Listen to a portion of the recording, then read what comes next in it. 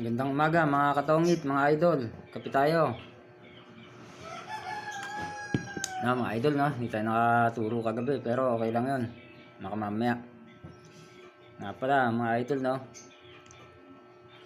Nagdag ako, gawa ng maraming nagtatanong sa atin na turo kong araw kung ano sa tongit, paano. Siyempre, mga idol, no? Ang dami natin kilala, kawawa rin, mga nadadaya, mga naluloko. Tsaka ito mga idol, yung pag-vlog na to, tinutulong ko rin talaga to para sa lahat. Hindi lang ako ang ano rito, makikinabang. Lahat ng mga naluloko, mga nadadaya sa larong tongit, makikinabang. Kaya para sa kanila rin yan. Tapos kung ano, itutulong natin yan. Kasi lalo na ngayon, siyempre, sa hirap ng buhay.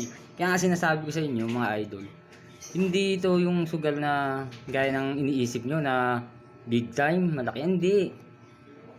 Ano lang, libangan lang. Kaya, yan ang sinasabi ko. Kaya nga may online, di ba? Hindi ko sinabing magpakaubos kayo.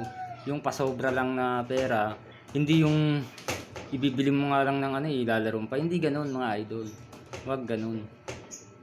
Ano lang, libangan lang. Hindi yung bibisyuin mo, pangit yun. Kaya mas maganda yung ano lang, alalay.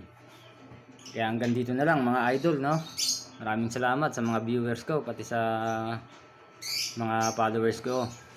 Yun lang po.